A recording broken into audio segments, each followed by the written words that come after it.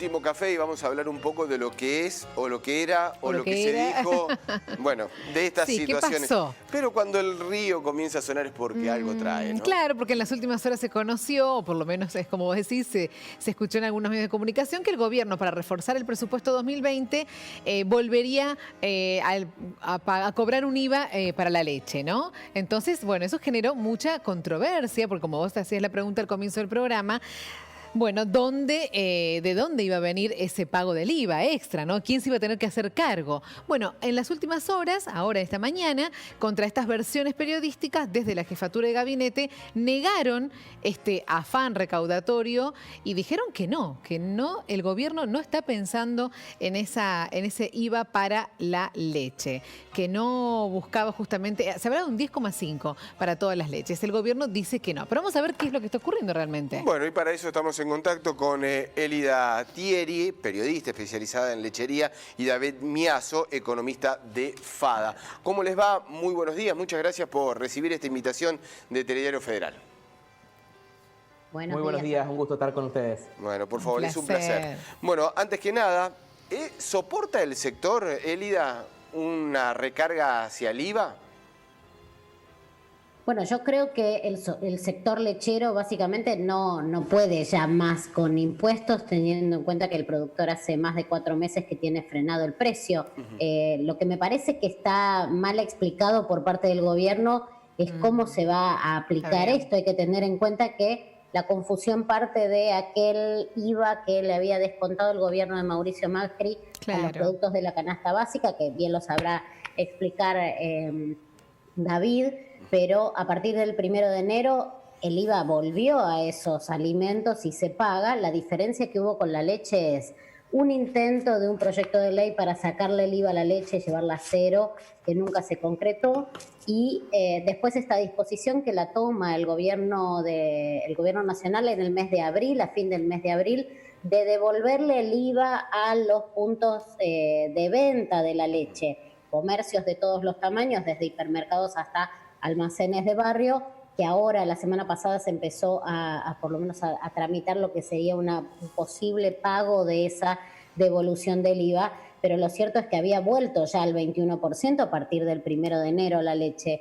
El sector no lo soporta y sobre todo me parece que el punto clave está, más allá de la diferencia que le va a hacer al bolsillo del consumidor, de pagar este 21% o este 10,5% si esto es aprobado en el Congreso de la Nación, de manera directa pagarlo al consumidor. Me parece que lo que se tiene que esclarecer es cómo va a ser la situación impositiva para atrás en la cadena. Si el tambo y la industria van a seguir pagando el 21% y el consumidor el 10,5%, ahí va a haber una diferencia, digamos, siempre en contra de la producción primaria más que de los intermediarios, que va a ser un cuello de botella y que va a dificultar mucho más la situación de la lechería y del consumo en general, que es lo que más se está debatiendo ahora, ¿no? Claro, bueno, le saludamos a David también. David, justamente el sector de la lechería, de los tambos, que viene con años tan complicados, ¿no? Con tantos cierres de tambos, con los productores que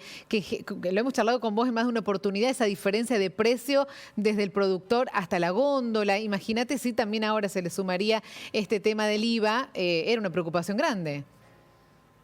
Tal cual. Bueno, nosotros en FADA medimos de manera semestral cómo se compone el precio de la leche y de hecho en la última medición de principios de este año los impuestos explicaban el 26,8% del precio de la leche, mientras que el tambo explicaba el 30%. O sea, prácticamente la producción de la leche en sí misma explicaba lo mismo que los impuestos.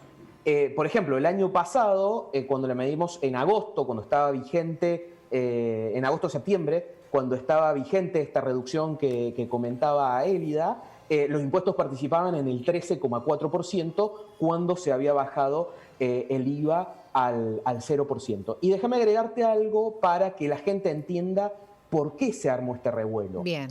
Y yéndonos un poquito más atrás de lo que bien comentó Elida de los últimos meses. La ley de IVA, la ley por la cual se creó o se reformó por última vez el IVA, plantea que la leche fluida sin aditivos está exenta de IVA, es decir, debería pagar 0% de IVA.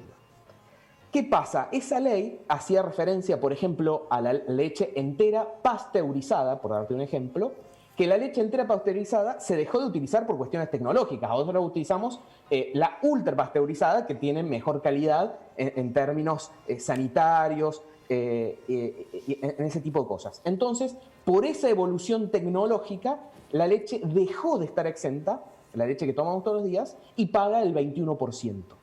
¿Qué pasa? Algunos legisladores, cuando vieron el presupuesto, dijeron, no, pero pará, la ley de IVA me dice que debería estar en 0 y ahora va a estar en 21. Y de ahí salió la primera lectura de ayer, de decir, che, lo están subiendo de 0 a 21. Claro. Y por eso ahora el gobierno sale para atrás y dice, no, en realidad estamos bajando del 21, que volvió el 1 de enero, al 10,5. Entonces, de ahí vino un poco la confusión de esto. A ver, para dejar un mensaje en términos concretos. La ley de IVA pretendía que, la leche no tuviera IVA. Entonces, los legisladores, cuando hicieron la ley de IVA, pretendían eso. Entonces, eso desde el punto de vista legislativo. De hecho, déjenme agregar, con varios diputados de Córdoba, presentamos un proyecto de ley para que se reconozca esto y se haga caso a la ley de IVA. Está en el Congreso presentado el proyecto de ley. Pero los legisladores David, los legisladores pretendían eso para que el precio de la leche bajara, pero no bajó nunca tampoco el precio de la leche.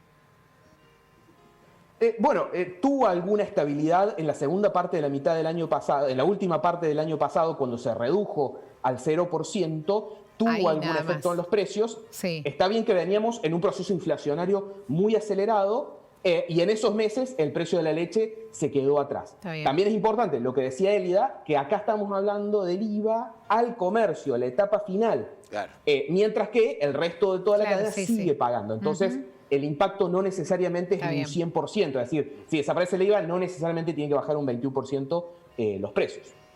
Elida, con respecto a la situación que están hoy por hoy, vos hacías referencia de no poder soportar algún tipo de aumentos hacia los productores y demás.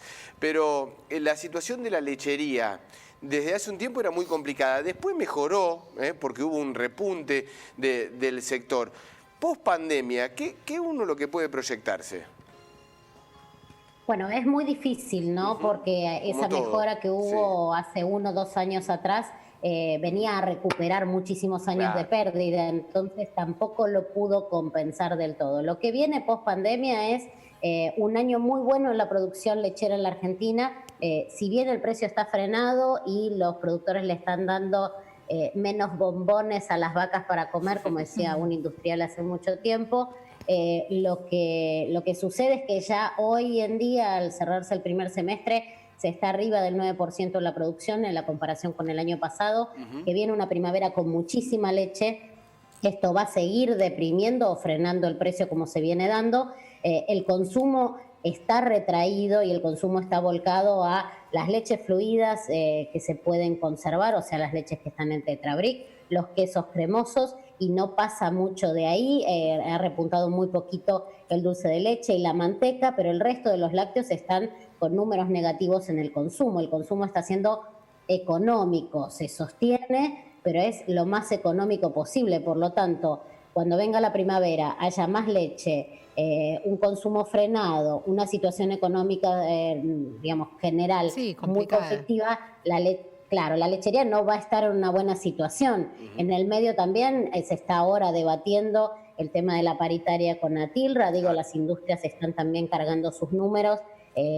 Digo ahora porque se está haciendo en este momento la segunda reunión conciliatoria de la paritaria de Atilra. Sí, paréntesis, el paro, también ha golpeado a la industria. Digo, paréntesis, el paro que hubo, ¿no? En aquel momento sorpresivo de Exacto.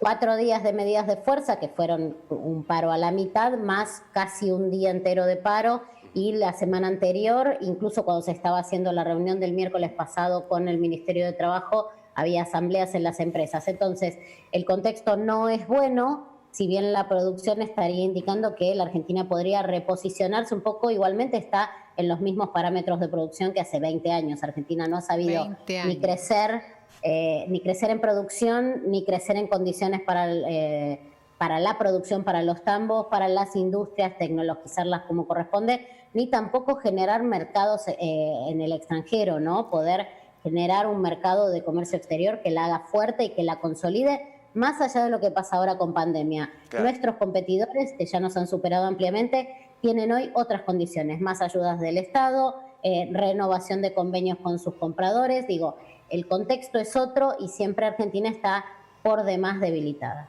Bueno, qué desperdicio, ¿no? 20 años. ¿Viste? Qué mucho tiempo. Estar igual con el crecimiento. Para no mejorar, claro. Con el claro. crecimiento a la par que tiene el resto. Y Elida hablaba de la exportación. David, ¿cuál es el producto en lechería que más exporta? ¿La leche en polvo? La leche en polvo y los quesos son los productos de mayor exportación.